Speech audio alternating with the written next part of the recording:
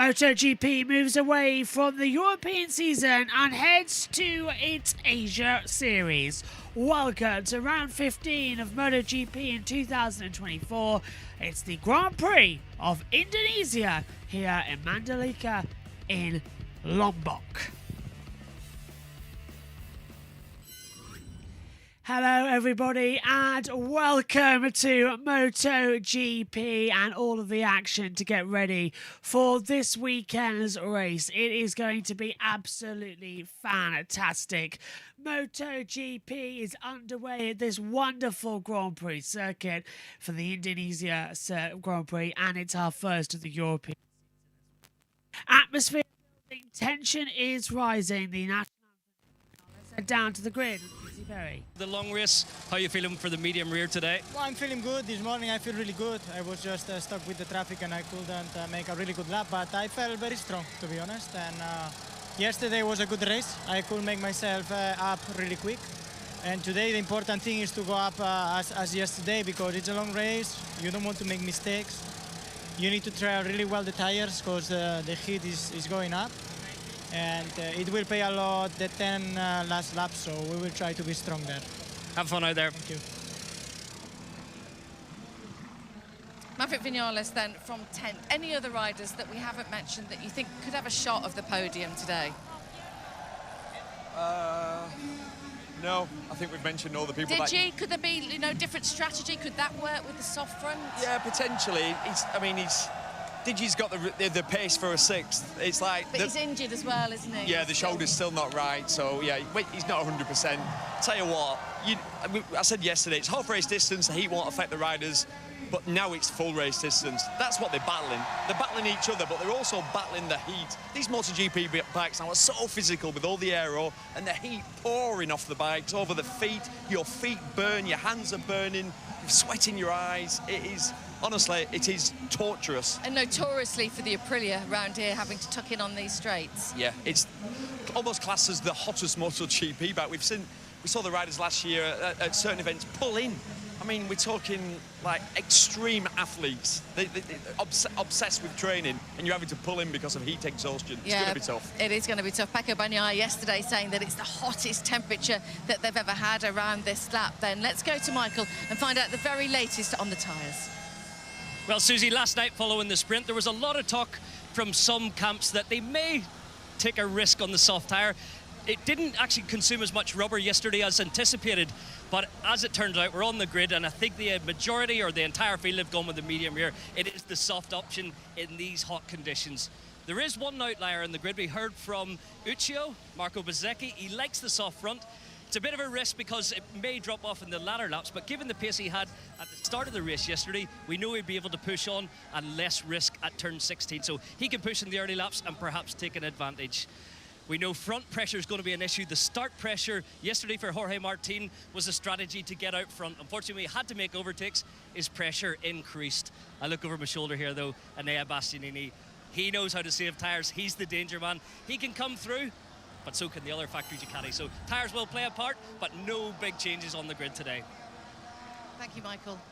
Well, I'm on the second row here, and you're looking at shots of Fabio Quartararo, qualified 6th. That's his best qualifying all year, your 2021 world champion. What an incredible amount of work and finance is going into this Yamaha project, spearheaded by this man. They've managed to keep him, and he's doing such a fantastic job. It would be so incredible to see Fabio get the top 6 here this weekend, and then alongside him, this is the man that Michael was just talking about, Enea Bastianini.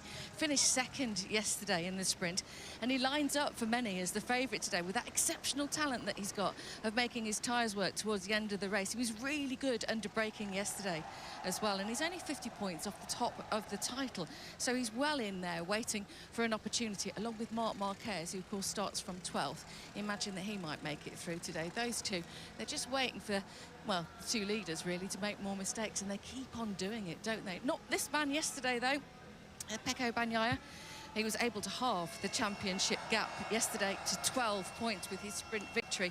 Not feeling it, though, in the final section. Turn 16 causing him a problem. So trying to make up all his points and all his places at the first couple of sections. Let's go on to the front row then, if we can. We'll go around the outside and we'll get to... it's an all-independent front row, as I said to you earlier, which is led by the pole position of Jorge Martin. You've got Pedro Acosta on the front row that's going out from third, and Bez, who's pretty much hugging everybody, I think, that you can imagine. They've definitely found something for Bez to be able to move forward. But Jorge Martin, how much pressure is on this man? Your championship leader, the fastest in the pack, and he should go around here and get the victory. But we know MotoGP, anything can happen. And if you're just waking up, let's get yourself a double shot of MotoGP drama. Things are about to get serious. Welcome to MotoGP.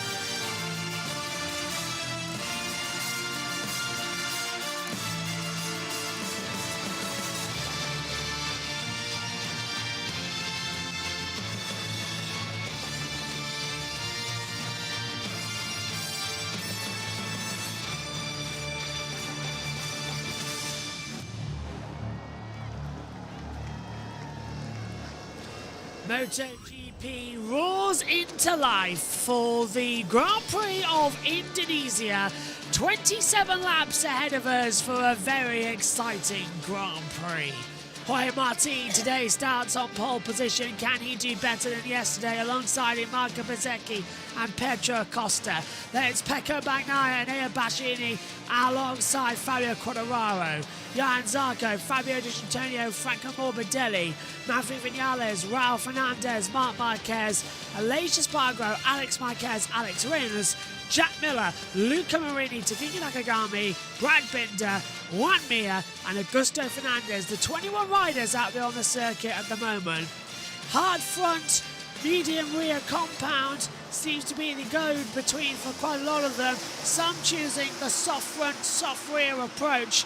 But alongside me, the commentary box for this one is Megan Birch. And Megan, as they head down towards turn one, it's almost like a practice start. So much of the unknown, especially as yesterday, that the tyres took so long to get right. We know today anything could happen in the next 45-minute race. 12 points, though, between Martin and Bagnaia in the standings.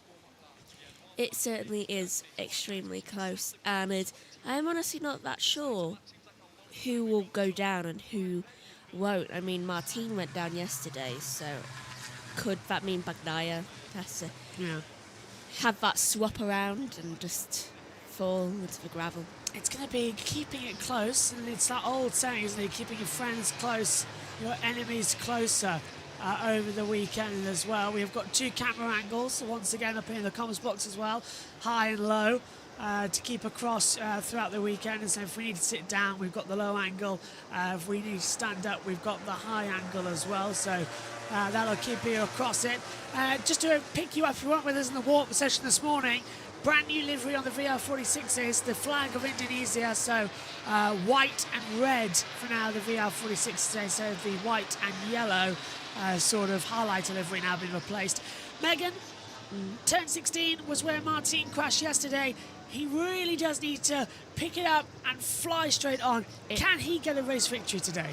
I mean, it's possible, but I'm not sure. I don't think so.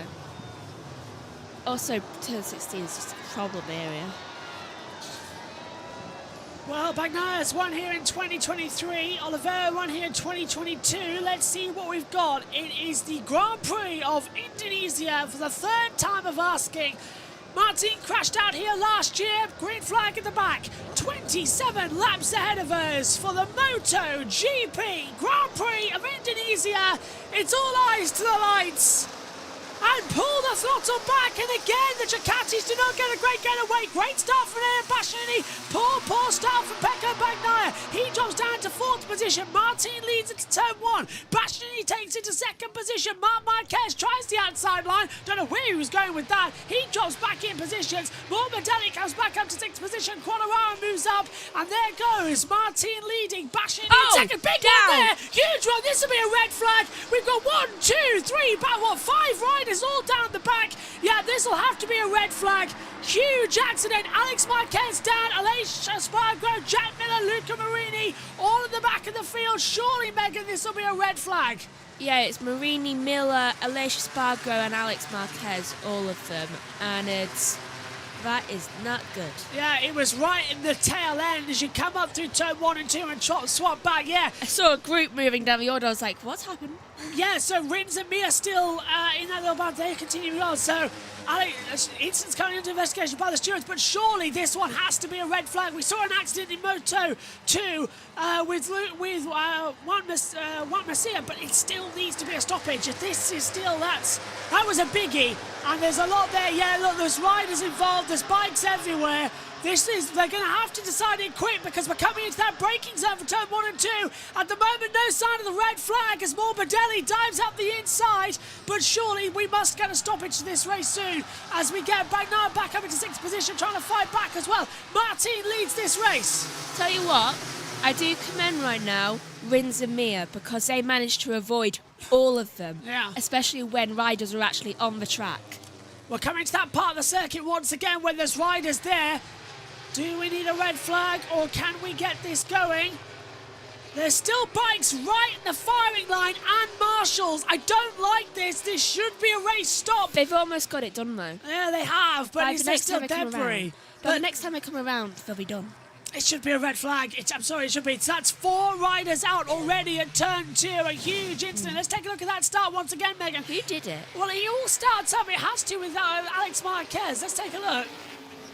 Oh, it was Miller who dropped the front. And Miller then just collected everyone. Yeah. I don't know how Mia managed to avoid Let's all take a that. look. Yeah, Miller drops the front, collects Alex Marquez, and then Aleix in there as well. And it's like a bowling ball. He just throw it all down the order. So no red flag, and the yellows are still out in the first sector. Right, we've gone through again. Surely this should be a stoppage. There is clearly a lot of damage still out there on the circuit that requires it.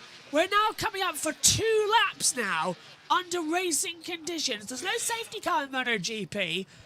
That should have been a red flag because look, they haven't slowed down, have they? We're just on a 131.892 for Martin. They've increased speed. Yeah. This is not right. Over the line we go again. Yellow flags have been out now for 2 laps. It should be a race stop and a restart, but we're not going to have that. That's 3 now as we come in. On board with Pedro Acosta, looking back to an Air Bastianini. Still on the back there. Bezzecchi and Morbidelli completes it out. Bagnaia 6th. Marc Marquez 7th. There's still motorcycles right in the racing line. Where is this red flag? Look at it. Look at it. We've got a fire now somewhere across the back. Where's the red flag?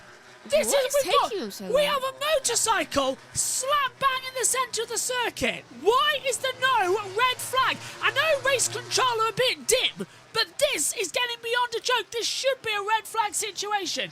Digi's got ahead of Marc Marquez. Do you know what I just realised? Oh, there he goes on the inside. Jack Miller took out 3 of the people who have brothers who have been in MotoGP. Binder's the only one who escaped. Oh, Marc Marquez back up the inside line, getting back ahead of Di Antonio. Simon Patson, I agree. Just effing zero concern for marshalling safety Nortall. Twice now riders have went past that scene, and there's still a bleeping blank in the firing line, but the woe beside anything would have set the TV central. This needs to be... Look, the yellow flag's going to be out for 3 laps now. Where is the red flag? Just stop the race as we see up the inside. It's getting dangerous. Yeah, Acosta battling with an air bashing. Acosta takes second position.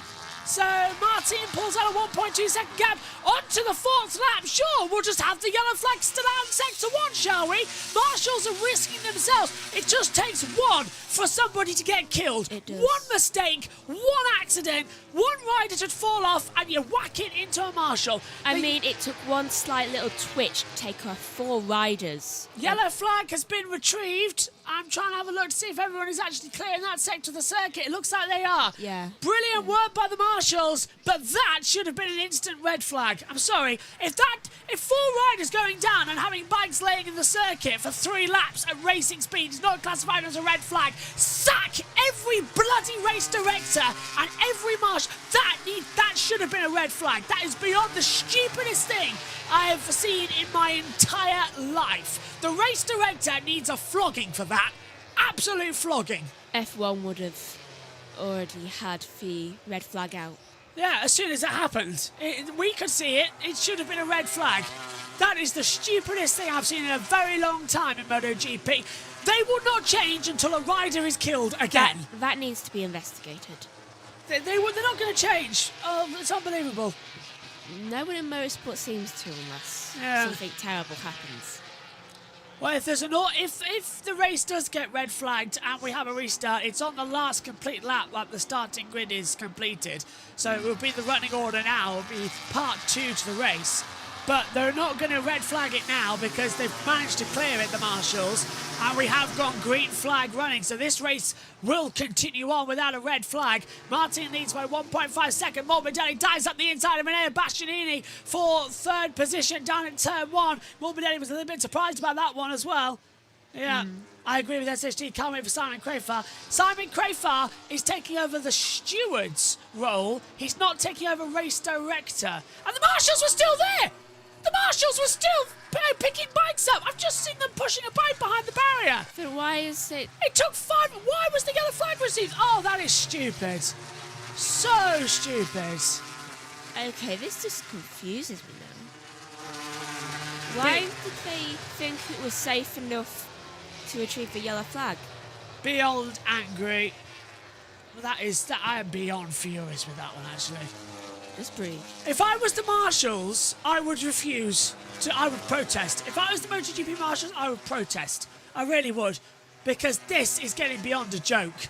That's 2 races running now, back to back, Moto2 and MotoGP, where we've had riders and marshals in dangerous positions, and they did not red flag the race. We had Juan Masia collapsed at the side of the circuit, and the medical car drives straight by him. What? Yeah. I mean, I still don't know how Juan Masia is. We've had no news from him. So, someone Yeah. clearly needing medical attention. And the medical car just drove by and the race didn't get stopped. Yeah. Not kidding. It's the stupidest thing I've ever seen. Oh, up the inside, there goes Marc Marquez. Takes the inside of Pecco Bagnaia. Bagnaia tries to get the cut back on the inside. Mark steps the bike up. Bagnaia back on the inside, turn 2. Mark gets now passed brilliantly by D'Antonio, who slips it through on the inside line and turns through on the inside line. We have now gone green, by the way, in this race. But the majority that we're talking about at the moment is the sheer stupidity of the FIM MotoGP race director, who should have stopped the race. We really should have stopped the race. And quickly, do you know that new gap thing? Yeah. It really shows what the groups are like. Bezecchi dives up the inside of an air Bastianini as well, so he makes that move.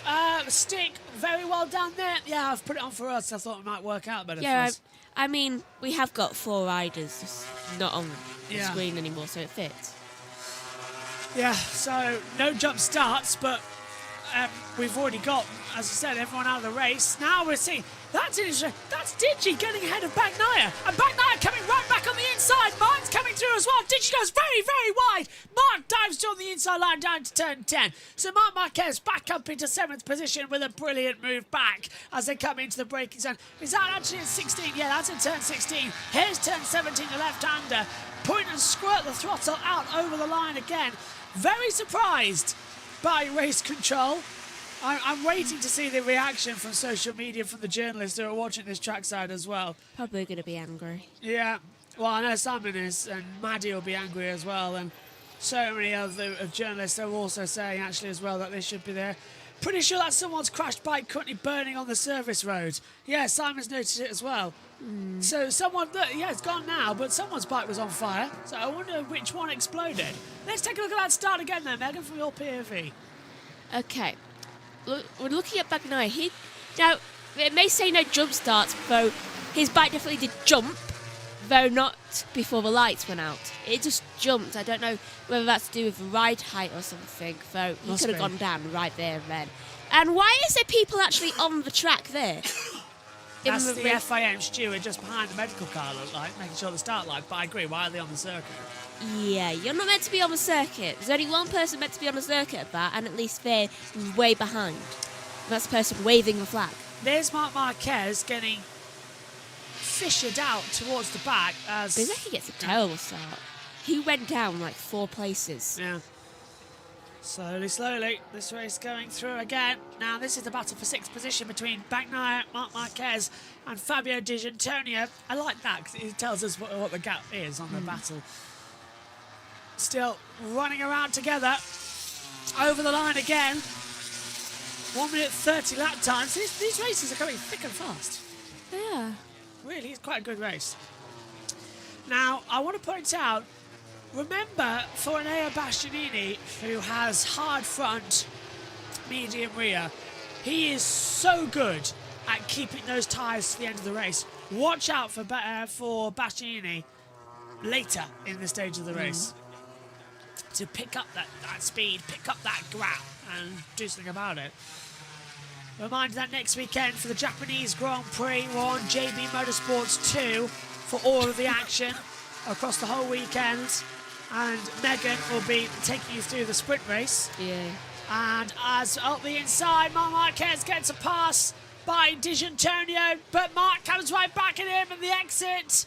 Very nicely done. These two are going to go hammer and tongue together throughout the entire weekend. They really are. Also, it's back again. There we go. Why has Giannantonio got his livery changed? Yes, as I said, they're racing the Indonesian flag this week for this one as well. So it's the red instead of the neon yellow. Marc Marquez back through, down in turn 9 and 10. Coming through 11 and 12 into turn 16 now. The heavy braking point. Marc's going to get forced out wide. Digi goes back through on the inside for 7th position. Marc twitching that GP23 bike as well. I feel like we've been on lap 20 forever. It's lap 19 laps to go now. Lap 9 of 27. Just because you're noticing it more as they come across the line as well. Pecco is struggling big time. He really is. Bagnaia in 6th position. So now the championship swings to Martin's way. Bagnaia, who was so good yesterday in the Tissot sprint, having a bad time in the Grand Prix today with a different tyre configuration. And yeah, well, just as I said, this World Championship is not going to be who scores the most points, who outscores. It's who just finishes the race without crashing, which is silly. It's not really a championship hunt, is it, really? Right now I'm wondering which one of them's going to crash. We're all wondering that same question as well. Oh, hello, what's happened here? Di Giannantonio's down! Oh, no. Di Giannantonio's gone down! That's the waves. Yeah, there he goes! Digi's down, he's dropped the inside. Here is fun. Just go grab it. Wow, those waves are powerful. Well, like the waves, Digi's crashing against it. Down at turn 10, mid-corner, Megan, and the front just buckled away from him. Yeah, he immediately let go of the handles too. He was just like, you know what? I'm not doing an Acosta. I'm just holding onto the bike. If I'm out, I'm out. Yellow flag's now out at sector 3 for that little accident out there on the circuit. Digi went down. Zarco still running in the top 10 and keeping Bindu at bay. Here's your battle for 3rd position there between Frank and Morbidelli, Marco Bezecchi and Bastianini. And Pecco Bagnaia. Bagnaia's trying to come in. Bagnaia's on a 130.75 over. He's actually got the fastest lap of the race so far. And he's just starting to reel everybody in just to see what could happen next and hold it all together. Di Giannantonio's started again, it seems. Yeah, he's resumed, luckily, as well. As I was saying before we got interrupted, Megan is going to be in the Commodore Trucks. I, however, will be back on Sunday. Excuse me, from a hotel room. See. Where we could crown the Moto3 champion from there. David Alonso. Look, he only needs a few points. He's won it. So yeah, join us for that on JBMotorsports 2 next weekend. I'm not looking forward to next weekend. So Japan's going to be an interesting weekend for you, isn't it?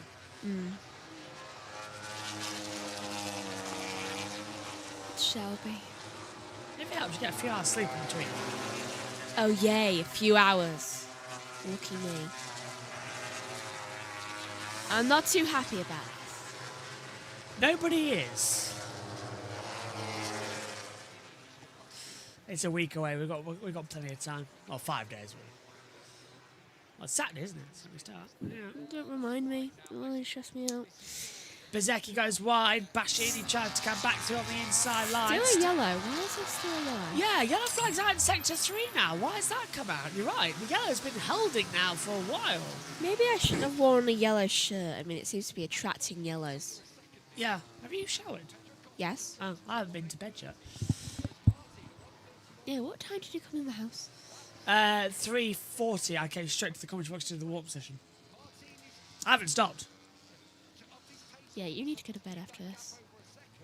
I actually just thought in between the gap of Moto 2 and Moto GP, nearly nodded off. Acosta's taken second position. And he's now setting after Jorge Martin. He's brought that gap within a second. We have a fight for the lead. Woohoo. And Pedro Acosta's involved. Are we about to see Pedro Acosta try and get his first ever race victory? I really hope so. I hope Digi gets surgery during the off-season or even takes the rest of the year off to surgery now on that sensitive shoulder. He was actually talking yesterday in the press conference about it as well and seeing what he should do. Well, we haven't got Oliveira here. Let's not forget that as well, actually. No Miguel Oliveira for this one. In fact, it could be for a while we won't have Miguel. So Trackhouse going to have to replace him for the next round in Japan in 7 days' time at Motegi. And yes, we are planning to have hopefully another commentator come in on the Saturday to take over my role, but Megan's got it covered if she needs it. Just as somebody to Megan to rebuttal with. Most likely subject, Maddie or Julia. Yeah, it'd be either Maddie or Julia. So I'm going to get in touch with both of them. Sleepiness is going to be the optimal word used. Yeah, you need someone to wake you up. An Australian would help. I so want Maddie on for her home Grand Prix. I hope she's not going trackside, but then again, she might do because then she can go see her family. Maddie, if you're watching, if you're not in Australia, you know where to come. Look at Bagnaia, so consistent, Megan. 130.9, 130.7, 130.5. That's a 9, 10, 11. He's getting faster and faster and faster as the session goes on. There's Martin, and Acosta's 7 tenths behind him. Martin's going to crash, you know. I've just got this feeling he's going to crash. Probably. Acosta's going to lead the race. He's going to win a race, isn't he? We can only hope. I mean, he got a great start. Who's that? Mark! His bike's gone. His bike has died. Same corners. He's on fire. Oh. Marc Marquez's bike is actually caught completely on fire. His engine has exploded, and Marc Marquez, again, the third race Grand Prix running in Indonesia, he has failed to finish. His highest result is third in the Tissot sprint that he achieved yesterday, but the curse of Indonesia keeps going for Marc Marquez. He is out of the Grand Prix. No fault of his own. The bike's just exploded, Megan. I've never seen that before. It's properly on fire. No, have I? That's just blown up. And that's his World Championship done as well. I mean, we saw a bike on fire. Now we have another. And I wonder if that first bike was also Alex. Possibly. Makes sense, wouldn't it? But if that's dropped oil on the circuit, we might need that red flag, actually. Who's out? Someone's crashed. What? It just says crashed out rider okay. Juan Mir, turn 1. Oh, that's not good. So Juan Mir's crashed out. We're down to 14 runners, everybody. That's how crazy this race is going. Everybody that finishes is going to get points. So everyone's going to get points. Okay. Yeah, points per day for everybody. It's one of those races. So Marc Marquez has stopped with the technical issue. One Mir has crashed out. Rider okay. 7 of them. I hope that. I wonder why Marcus isn't. Oh, yeah, we know why. SHT, we know why now. Imagine Bagnaia and Martin crash on their own same race. Iceman says, I hope Martin doesn't crash. Just bring it home, even if that means giving up the lead. He could still make it up, though, as well. It could be near impossible. Does 15 get points if they don't finish? They don't, no. So Mio won't get any points. Although he's completed more than halfway of the race, so yes, he would, yeah. He's completed more than 50%, so Mio would still be classified as a points-paying position because he's completed more than 50% of the race, so the race is official. So yeah, he will get. He should get points because it's more than if the race is more than 50%, it's official.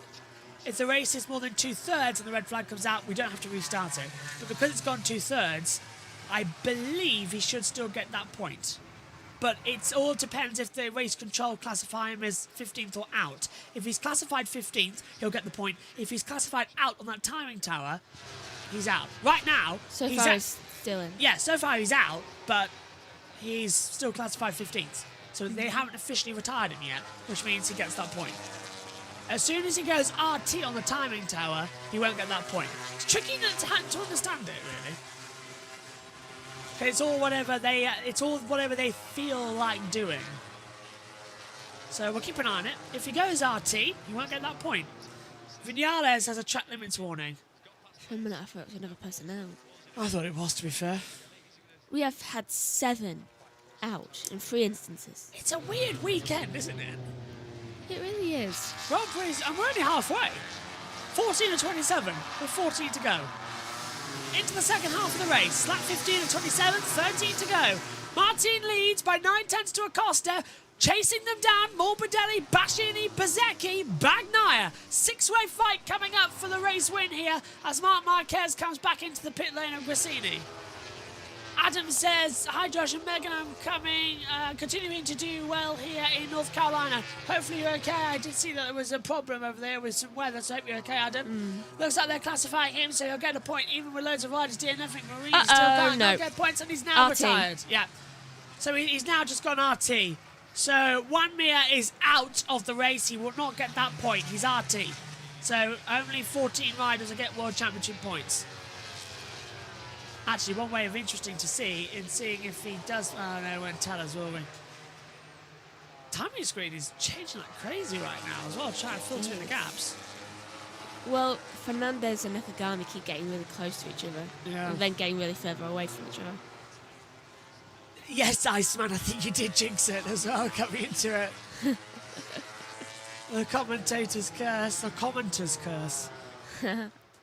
Now look at Morbidelli, holding on for third position brilliantly to an air Bastianini, but this is where Bastianini's going to start coming back into it. As I said earlier on, he saves his tyres in the first half of the race, comes back in the second half and then really gives it a welly, really pushes hard. And this is where we're going to start to see him closing out. 12 to go here in Indonesia. What happens if Martin crashes out and takes out Acosta? That would just be really bad luck. It would, yeah. I reckon that Martin has dropped the front. Look, here we go. Bastianini's making a move on the inside line at turn 2. Morbidelli's going to try and hold on the inside. Brilliant moves around the outside. Morbidelli's going to keep it together. And now here comes Marco Bezzecchi. Morbidelli holds third through 3 and 4, down to 5 and 6. Bezzecchi is actually having quite a nice weekend. Yeah, but it's a Ducati running order right now, apart from Acosta, who's holding off that gas Tech 3 KTM bike. Down again on the brakes. Why is Bagnaia stuck behind Bezzecchi? That's what I'm wondering. Why haven't they moved over yet? It's those tyres again. He's been stuck there all race. Marco Bezzecchi has better tyre run than the GP24 bike. It's a weird one. Bagnaia looks like he still can't. He had this problem with San Marino. Do you remember? He said that I couldn't switch the rear tyre on for 10 laps, and as soon as it did, it grained too quickly. Is he losing time? He is losing time. What's the gap? 5 tenths. Yeah, he's losing time massively. Yeah. either that or Bezzecchi's just really good at getting time. But look, he's staying so far away from all of them. He can't get the braking toe, can he? No, I don't think so. Out of the last corner, out to the line again. Acosta's been told mapping 2. So he's going to go mapping as Morbidelli goes defensive. Again into turn 1, the right-hander. Bastianini trying to lose him up. 2 and 3. Bagnaia. I thought he went wide there. I just saw an exit park. There he is. Yeah, Bagnaia's having to carry the bike so much. If anyone's going to crash, it might be him. I agree. It's a high possibility right now. Morbidelli, soft front, medium rear. Bastianini, hard front, medium rear. Bezzecchi, soft front, medium rear. So those hard front tyres are really going to be the beneficial to braking heavier, braking deeper into the corner compared to the rest of the field. So it's advantage, really, in Enea Bastianini. Oh, and look at that. Morbidelli running wide.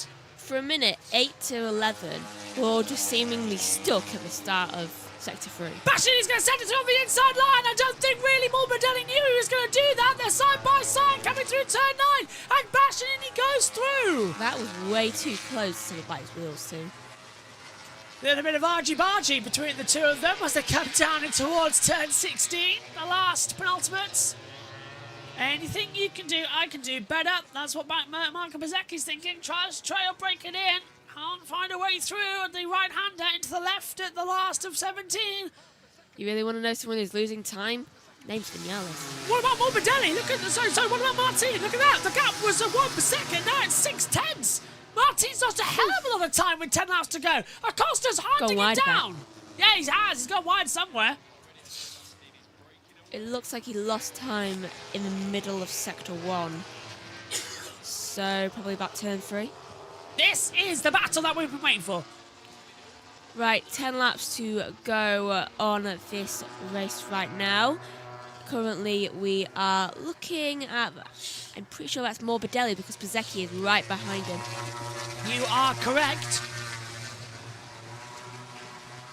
And Gap between Acosta and Martin, 0.8 of a second. huh. Bezzecchi thinking about him lunge on the inside line at turn 9. He can't get through there. Can you see that from Bagnaia? What? Look at how everyone else is going. Yeah, he can't take the right racing line. It's like he's having to stand the bike up more into the corner. So he's having to have different heights to Right, where he is. Yeah, he can't ride that right. There's something wrong with that bike. So this is not good. It's like he's stuck in something. So let's take a quick look at the YouTube chat while we have a second. Looks like the classifying. I'll probably jinxed it. That's weird. 888K3. Did Mark crash or the bike stop exploding? Mark's had a bike failure.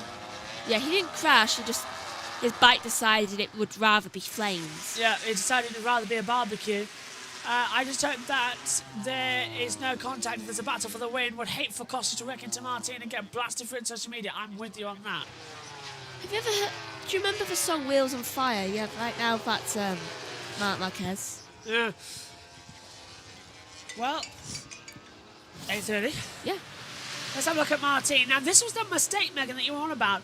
Into turn 1. Oh, it's turn 1 he made it. Trail breaks down. Where has he gone for the throttle? Down, down, down. Doesn't tell us. Yeah, cut off right as we were probably about to see it. But Martin going slower is pushing everybody else back together. We could be on for a 6-way fight with, 9 to go. That'd be fun. More than half the race. Oh, there we go on the inside line. Well done, Marco Bezzecchi. But Morbidelli's going to fight back on the inside line and sweeps him back. And Bagnaia's going to think about a lunge now. He's been waiting for that tide to heat back up. Yeah, I think it finally has. Slowly. Still a bit slow. Let's talk about 7 down, actually, because we haven't for a while. Quattro's just past Pinder. Nakagami and Zarco are going to get double points here. I think that's something to thumb up about there for the Hondas. The main team might be out, but the LCRs are doing fantastic, as they have done all weekend here in Mandalika. It's very surprising. And Vinales is all on his own right He is, yeah. Vinales is absolutely no one between everybody right now. Morbidelli goes wide. Bezzecchi tries to swing back. Uh-oh. That's Augusto Fernandez crashed out. Oh! Out, where is that? Sector. Oh, wait, no. He's Just gone really wide. Right, so watch out for He literally stopped on the timing screen, so he must have just really, really gone wide into... no, look, he stopped on the monitor. The same place as Mia. So he has gone out. Yeah, I think you're right. I think Augusto Fernandez has crashed out of the race. We'll wait for that to flash with the monitor. It hasn't done yet. Morbidelli holding off Marco Bezzecchi and Pecco Bagnaia between the two. So Yeah, he's crashed. Yeah. For Raul, Augusto Fernandez looks like he's out of the race. So I was right. So what? We're down to 13 runners. Unlucky for some. Transponder hasn't done it, though. No, it's still stationary in sector 1. We'll His keep bike must have really been messed up then. Unless it's pulled off. Where is he? He hasn't completed any sector time. He's at the stuck. exact same place as Mia. Yeah. Stopped with a technical issue. Oh, so could that be another fire? Could be. The temperature's running high here. Track temperature is at 29 degrees. Air temperature 54 degrees. That's why he was still moving. Yeah. So the engines are getting a little bit toasty. 13 runners then left in the MotoGP Grand Prix of Indonesia with 7 laps to go. And Bastianini goes down! Bastianini, we're watching him as the front buckles away into turn 1. The man who has been so hot in the championship has crashed out. The front hard tyre did not work, and Gigi Dall'Igna looks like a garden gnome. You can see he was smiling before you just see the face change. Oh, hard front tyre just does not want to grip on the dirty line into turn 1. Just gets it wrong on the dirty line, making it drops quicker than a stinking stone. That's 9. What is going on in this race? 9 of them have gone down. 12 left. 12 left. Oh my God. Davide Tardozzi is angry. Look at that. Martin's going to win the championship back now to 26 points. Came in as 24, went down to 12, is going to go back up to 26. It's increased. Japan's going to be fun. I can just tell already I'm going to be so tired. I mean, it's going to be a really exciting race. Well, the Tissot Sprint, you'll be covering that one. I'll be back with you for race day Sunday, so that's okay. I'm on the train by when the Saturday stuff's on to do Brands Hatch for British Touring Car Championships. Unfortunately, I can't be with you for that. There's 7 laps to go. How many more people are we going to lose? We're losing on average. Well, we're 21 laps in, and we've lost 13. We've lost quite a lot of riders. 9 riders. So 1 every 2 laps. Yeah. Probably going to lose about 3 more. I wonder if one of them will be a championship contender or not. That's going to be Possibly. a question. Bagnaia's closed back up. Can I turn that down? Sure. Thank you. Do you know that the heat thing of the shower? Yeah, well, it's burning. Yeah. I don't know why. It never used to do that. That heat is making me cough. Oh, and by the way, just a little fact. Me and Mum were talking yesterday about peanuts. And I mentioned how, oh yeah, last time I ate peanuts a few years ago, I got a rash. Are you allergic to peanuts? Yeah, we think I am allergic to peanuts. Oh. Well, hang on. You had hazelnut. That's different. Hazelnut- Oh, no. They're too different. No. That's not another technical issue, is it? No, it was Bagnaia going for a lunge and it not working out. Then Morbidelli cutting off of Marco Bezzecchi. So Bagnaia goes to 4th, Bezzecchi down to 5th, Morbidelli takes 3rd position, but it was almost a big accident. I'm not allergic to any other type of nut. Apparently I'm just allergic to peanuts. I don't like peanuts anyway. Back to the action because Bagnaia's coming back through into turn 16. He's going to go on the inside line. Can he take it? Oh, he's gone too deep though.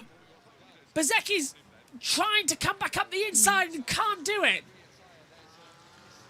Come on, what have you got for us? Crashing, apparently.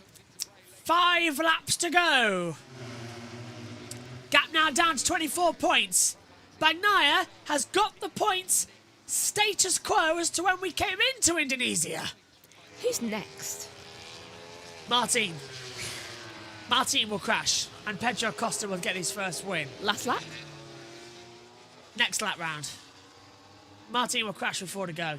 His front tyre's going to buckle because he's on hards. Look at Morbidelli really holding off. Yeah, Morbidelli's definitely trying to buckle.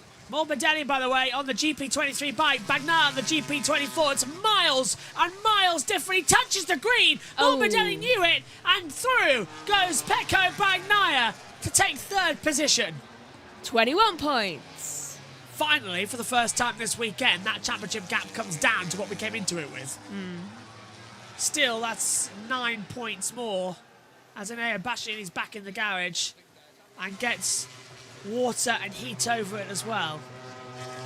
I can predict that we're going to have 10 riders at the end of the race. Binder losing pace, Ralph Fernandez will get ahead, I think, and also for Costas maiden win in the Premier class. I'm with you on that, Iceman, as we take a look at what happened further back for Bagnaia, who's now running in third place. Might be P2. 4 laps to go. This is when I said that Martin would crash. Let's see if I am a curse or not. I kind of hope you are for this one. Well, okay, it'll shake up the championship, won't it? It will. But for Martin to crash in both races would be quite surprising, both the Tissot Sprint and the Grand Prix. But He's got form of it. He crashed here last year, exactly my point. Yeah, he crashed here last year. And He always threw crashes away near the end. championship, yeah. Threw away the championship last year. This was the race where he did it. Speaking of, that's Quartararo getting a little bit too much on the curbs.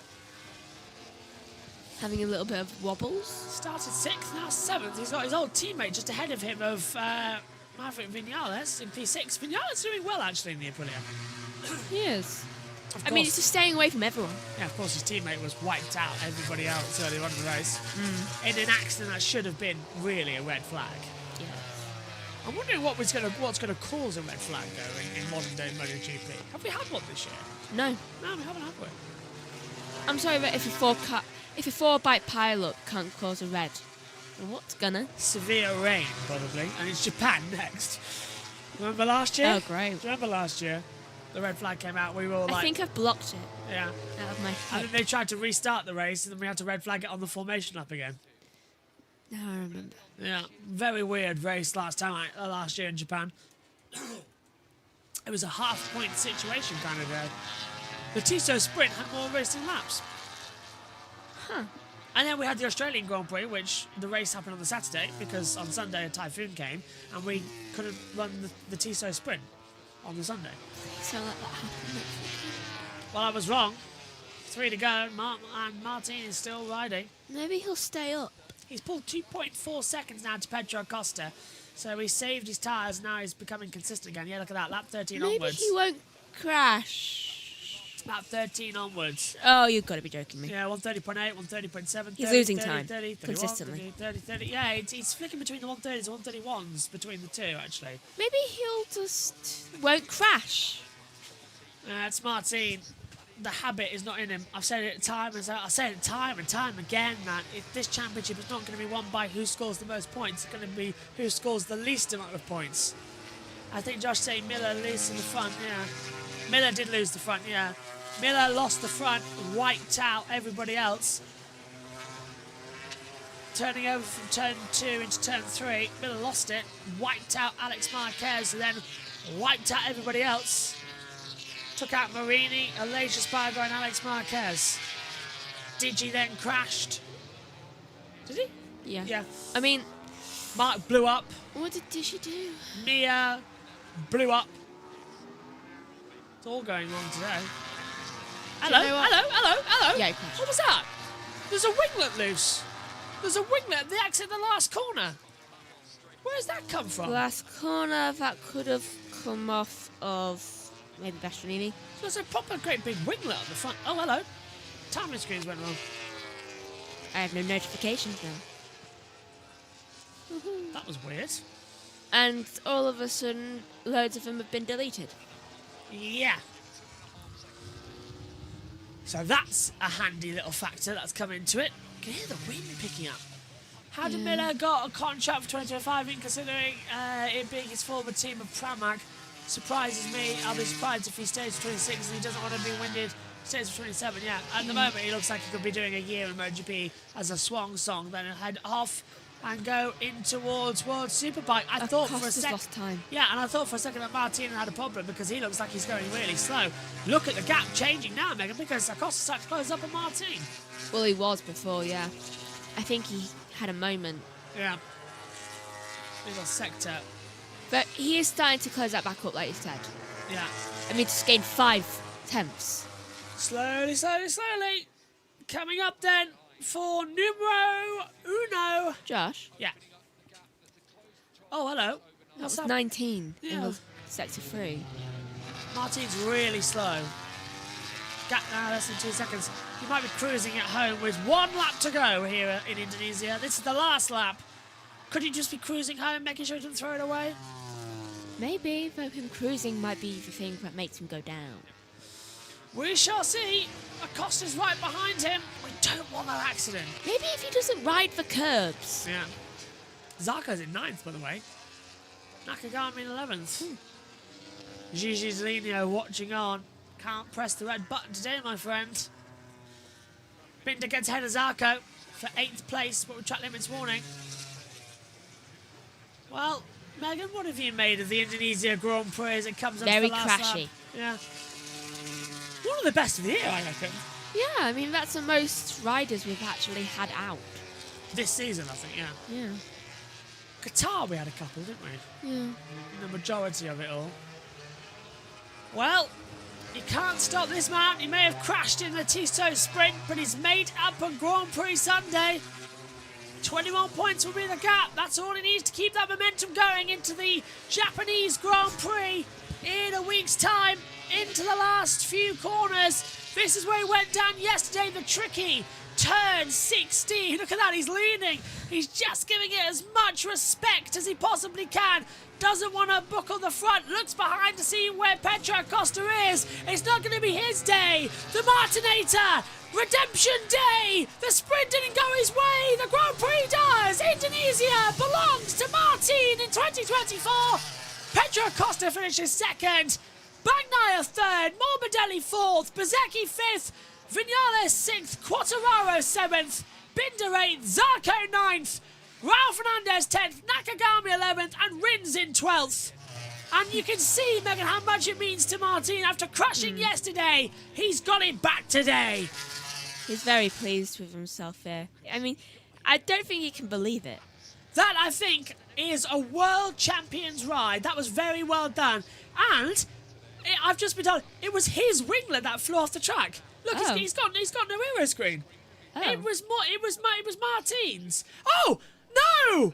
Pedro Acosta is under investigation for tyre pressure. I mean, that front tyre does look a bit down. That means that he's going to get and he's under investigation. That means that Acosta's going to possibly get a penalty, which could put Bagnaia to 2nd, which will reduce the championship gap again. It would. It just make 15 it go to 20, down and down. gap 21, 16-point gap in the championship could be the way. I mean, that's good. Brings the fight on for Japan. Also, it puts Morbidelli in 3rd. It's 21 as it stands. 15 points for 3rd, 20 for 2nd. So if Bagnaia takes 2nd, the gap will be 16 points. Am I right, Teach? I think. We're right. And so first ever wins. So Martin's first Grand Prix win since the French Grand Prix back in May. He hasn't won since then. A long time ago for a Grand Prix. He's won Wait, sprints. but Does he- this mean that Yeah. next time out in F1, Max will win? If people are suddenly winning when they haven't won in ages. Oh, don't say that, because we're at Kota. I want a great race. Martin, domination. Well done. He's not even sitting on the seat. No, he's not. We'll stay with the podium ceremony. We'll let you go, though, Megan. What have you made of this one and going into Japan in a week? Very crashy and exciting. Japan? Tiring, I expect. Thanks, Megs. I won't see you in a week. Tyre pressure for Nakagami, Acosta and Binder is under investigation. That's 3 separating them. Thanks, Megs. I won't see you in Japan. You'll be in the box alone in Japan. And I'll be in a hotel room in Kent. And yeah, I'll still be on the commentary, but I'll be remote. Martin wins! Let's go over to TNT and get the latest news. Opinions. Quicker. That is 3/4 of a second a lap. That's unbelievable. He could be in for some really good news. Bagnaia I mean, could be in, like, what a treat for him. all of a sudden you've just gained another 4 points. The way this championship's going, that can make the difference between being world champion for the 3rd time or finishing 2nd in the world. Look, the Gas team will rightly celebrate this one, but there is a possibility it may go away, and there will be people, Neil, at home frustrated with the fact that we are in this situation with tyre pressures. But one thing I will say, and I don't mean to diminish anything, is the rules are the same for everybody out there, every single rider. Yeah, the people at home disappointed, and so are me and Gav.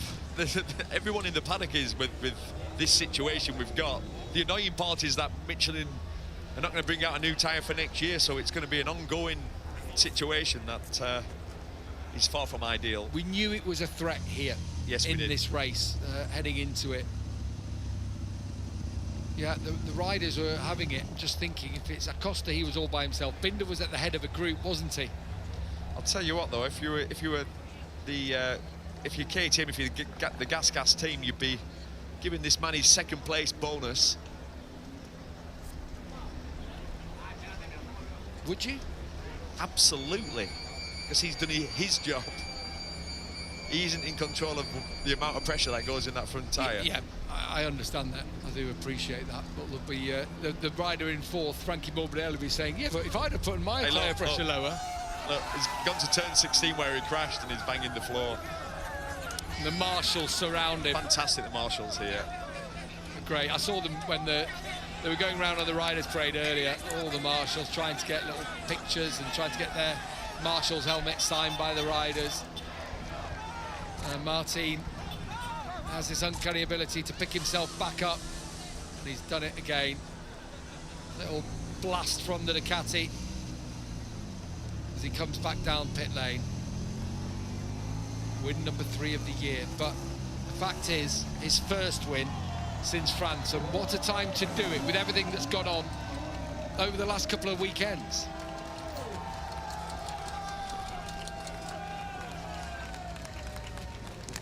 It was his to lose today. It was, and he lost it yesterday, and that's why he's so chuffed in here. He's so pleased. Unfortunately, Carmelo nearly got wiped out. The boss. I just... Do you know what? I've not seen him celebrate like this. No. You're right. This is such a huge weekend. It's relief, isn't it? It's relief, but the fact that he hasn't won since Le Mans, one of the main races, of course, he's won some sprint races. Just worrying about the Pedro Costa thing that's going to come, what, half an hour, 40 minutes down the road? Then any subsequent appeal? Or, they can't even appeal, I don't think. No, I don't think they can. Jorge has Pecco there. Oh no, the further action taken. All right, Espargaro and Miller and co. No, that was just a racing incident. It can happen. I'm convinced these two are going to clash. I'm convinced it. Well, when it starts getting down to the nitty-gritty, those final races of the year, and desperation kicks in. Exactly that. How bad do you want it? Well, I'll ride through you. I'll ride through anyone. I'm prepared to do whatever it takes. And I'm not criticising anyone for having that approach. When, like you say, when we get down to the last couple of rounds, I can just feel it in my water. It might be the dehydration that Jorge Martin will undoubtedly be feeling. Embraces with Gino Borsoi, team manager. They switched to Yamaha. They know for them as well, it's a last chance. They lost out on the title last year. They want to become that first independent team for a long, long time to win the championship. First ever in MotoGP. Bez Rowe to 5th. Solid weekend. As Carmelo does celebrate with Jorge down there.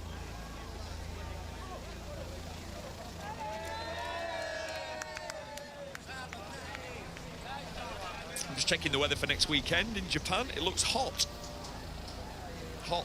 So 29 degrees Friday, sunny. 26 degrees Saturday, sunny. 27 degrees on Sunday. This man will be strong there. Suits his bike to a T. Let's see what Pecco Bagnaia has to say to Simon. What a rescue. Obviously struggling a little in the beginning. Great fight back, and especially that overtake using the right height device. Tell us all about it. Fuck. A very, very tough race. I struggled a lot at the start because, again, in the start I lost position. I spinned again on the start, and we had to check because it's the fourth start in a row that we are struggling with. So fifth start in a row that we are struggling. So we have to improve that area because with the start you can win a race. But apart that was tough. I struggled a bit at the start, and then when I was behind Frankie and Beds, I struggled to overtake them. As soon as I was in the front, I was able to push back again, but I was too late. Congratulations on the podium. Apologies for Pecco's language, bad language at the start of that. Frustrating weekend, it feels like, for Bagnaia here. And got stuck behind his pals when he got through. It was too little too late, unfortunately. So was he the only one doing that, using his ride height lowering device through that part of the track? I think what Simon sort of suggesting. Yeah. I hadn't quite spotted that. We were talking about it, weren't we, yesterday, about the possibility of dropping it there. Here's Pedro Acosta. Wonder what he's got to say about his tyres in particular, the front, and the pressure situation. Pedro, you were amazing today. 3 GP24s behind you, a rookie, first time here. Incredible. Tell us about it. Well, I say from Tuesday, that this track was a little bit easier for us, because we don't have massively grip. And normally the KTM is quite fast in these conditions. True, that was not an easy weekend because we was a little bit struggling yesterday with some problems that minimum today we was able to solve and use to help us for this, I don't know, so very happy. Just thanks all the test team that is around with Danny and Paul, also the people that is working in the factory in Munderfing, and also these awesome guys that are deserving all these good results. Pedro, that was perfect. Pedro through, mentioning Danny Pedrosa there, the work they're doing. There's talk he'll be involved in the management team with Aki Ayo, heading up Pedro's factory, KTM, next year. Making a point every time you hear from him, isn't he, about Matikov and about Munderfing, where the factory is. Yeah. He's company man. He knows which side his bread's buttered on, Gavin. We'll see if he has the penalty, though, later on in the next hour. We've got checkered flag, of course, where we'll hopefully be able to bring you that information. Let's hope not. Let's hope not. No doubt about your race winner today. Picking himself up from a crash yesterday, Jorge Martin claws back some of his championship lead. Jorge, there's not much to say. That was a perfect performance. Yeah, terima kasih. Thank you, Indonesia. Thank you. I am very happy. This is not just a victory, because I think after all what happened last season, after yesterday's crash, to perform this way was quite difficult. I had a lot of, not doubts, because I feel I trust in myself, but I thought about crashing every corner. So being able to find that feeling during the race and to win today with this gap was incredible. A lot of pressure from Pedro, so really happy, and I think we are ready for the next. Thank you. Huge congratulations. Yeah, really happy to be here in Indonesia. See you next year. Bye-bye. Wow, that was an interesting interview. I thought it was going to crash at every corner. It sounded awful. Well, that's you talk about the flow state. That's being above the bike. There, you can take those liberties. You can get away with playing with the limit because you know you're not going to crash. Complete 180 opposite to what he had yesterday, where he crashed without feeling he'd done anything wrong. So that was him in control, bike moving, walking around on him, and knowing that he was in command of it today. And exceptional. Yeah, it really was. It's exceptional, and he absolutely had to do that. 21-point lead now, so he's only lost a couple of points, having come into the weekend with the 24-point lead, moving on to Japan. He can have a nice sleep tonight, can't he? He can. Obviously, giving away 12 yesterday, that hurt. Then pulling back 9 today, so it's only a 3-point swing over the weekend, whereas it was 17 in his favour in Misano. So actually the points race, it doesn't move a lot. We're another 2 races along, and Pecco's still right there, so it's only a 3-point swing this weekend. Jorge's feeling confident though, and with those type of rides, you've got to say he is the man in command. Yeah, he is. Gosh, that's ever so loud. I hope you can still hear us. Let's have a look at his metronomic performance. Those lap times, it always looked like he's holding back a little bit. Yeah, to see this 30.7, I think it's lap 22. yeah, the next graphic you see, lap 22, I think he's in a 30.7, and I'm like, wow, 30.9 in lap 22, lap 24 it was, sorry, 30.7. Exceptional. He doesn't need to be going that fast. He's got a nice little buffer over Pedro Acosta, but if he slows down, there's a more risk element, because obviously you take your eye off the ball. He's keeping focused all the way to the last lap, and then he can cruise across the line and wave to his crew. So yeah, the metronomic pace was because he was in command of his machine out there today. He had his destiny in his own hands, and he was just showing that he is the world champion elect, because he keeps saying, I'm the fastest man in MotoGP, and proved it once again today. And actually, the way that he celebrated kissing the floor there, it was much more demonstrative than he normally is. The sense of relief in there, perhaps, as well. Yeah, obviously, the frustration overnight. He wanted to put things right today. Believed he could do it, but it's almost wiped out Carmelo Espeleta there. just T-bone the Dorna boss on the way to celebrate with Now your team. Carmelo knows what it's like to be on the grid as a broadcaster. That's what happened to us every single time. But really fantastic to see that animation from Jorge Martin, because he very much keeps himself in control. In a good way, because he has to put a lot behind him when he makes a mistake, but just to let go a little bit, that's great to see. Yeah, I think he let his hair down tonight. He's been enjoying the island of Lombok, and everyone gets to celebrate, enjoy some time with the locals. And I think, as he said, he loves being in Indonesia. He's got something to celebrate tonight, and he's got a week off, and Motegi's a little bit less physical. As Neil said, the temperatures are looking hot next week. It's a hard-breaking track, but it's not as physical in terms of the dehydration and the humidity you get with the tropical climate here. So yeah, I think he can afford himself a little bit of luxury this week. It can handle the hard-breaking. It's the heartbreaking that causes the problem, which was yesterday, wasn't it? But let's have a look at Pecco Bagnaya's story then. Bit of a fight with his mates out there, wasn't it? And I was thinking, don't just let him go past. I will lose respect for you. But they didn't. It was fair and square, wasn't it, Yeah. Michael? But, you know, tough battle for him to get up there today. Yeah, he had to fight, and as he said, another spin off the line. He's getting frustrated, missing his starts, but the fact that his mates didn't let him through, and that's good. Obviously, you don't want to win a title easy, and he's got a lot of mates up in there with the VR46 Academy riders. So yeah, they made him work for it. Frankie wasn't giving it up today. He had to work hard for those 16 points, but we knew Pecco throughout practice, it hasn't been there this weekend. It's not been an easy way to the victory in the sprint and the podium today. So yeah, it's good when you see him having to dig deep, even for those 16 points. And I think it's fair to say, without taking anything away from Pecco, Lady Luck was a little bit on his side this weekend, with the fact that Jorge crashed out yesterday. I mean, of course, he had to, you know, race to get the victory, but he wouldn't have expected that yesterday. And today, a lot of riders out at the front. Yeah, there was quite a race, an attritional race with the number of riders crashing in the early laps, and he did. Fortune favoured him yesterday. He got a little lucky with Jorge crashing, and no one were able to really attack him. He wasn't the fastest rider, but he brought home 12 points in the sprint. So yep. Good yeah. damage limitation Damage this weekend. limitation, yeah. 3 points down on, or gained on Jorge Martin. So yeah, for him it's all good. So he's still in this championship fight, but yeah, work to do in Motegi. I'm not too stressed for Pecco, because it's always been a difficult track for him. So yeah, he's in a good position to be looking forward to Motegi. Well, he knows exactly what he's got to do, Pecco, and if anyone can, Pecco can, can't he? He's very popular around these parts. Those are the scenes here, just underneath the podium. That is the noise then. Let's go to Gavin for this podium.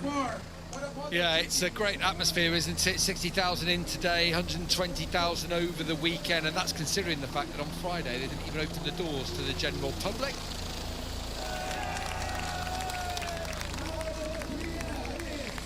The riders about to make their way up onto the podium as Pecco Bagnaia gets a huge cheer.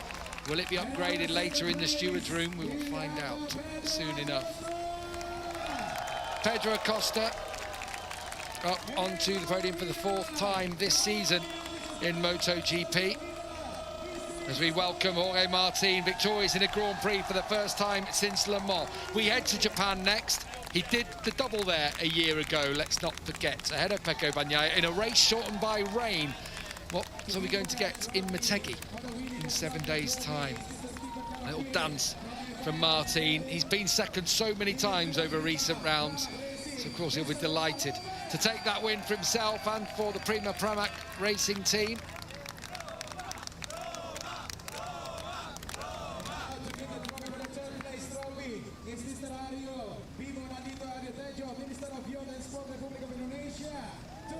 Third place trophy then being handed over to Pecco Bagnaia, 11th podium of the year. 16 points into his account. Could he get some interest later on? Pedro Acosta, who takes second today, has his time increased by 16 seconds. We won't find out for a while yet, but hopefully before we go off air. But Jorge Martin is back on top of the podium. A flawless ride today. What a statement after yesterday's crash. That will feel like a distant memory as the president of Indonesia hands over the trophy to Jorge Martin. He extends his championship lead, purely dominant here in Indonesia today. And finally, after a 4-month wait, he gets to enjoy the Spanish national anthem. I think he's broken the trophy as well.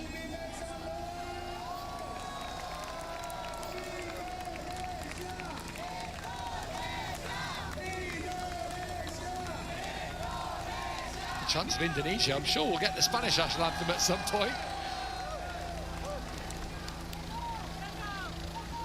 With Joko Widodo up there, was trying to do the formalities, even a selfie alongside Martin.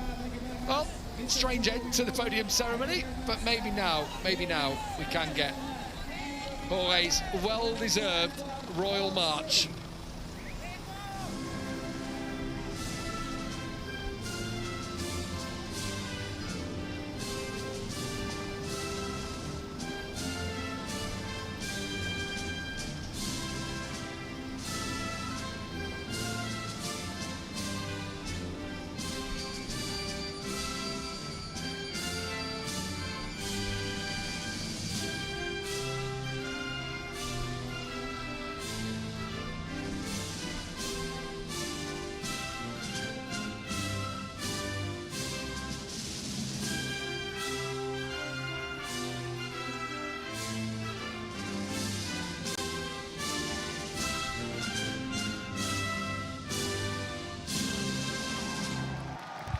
What an amazing performance as the champagne flies. The Indonesia Grand Prix has really delivered once again.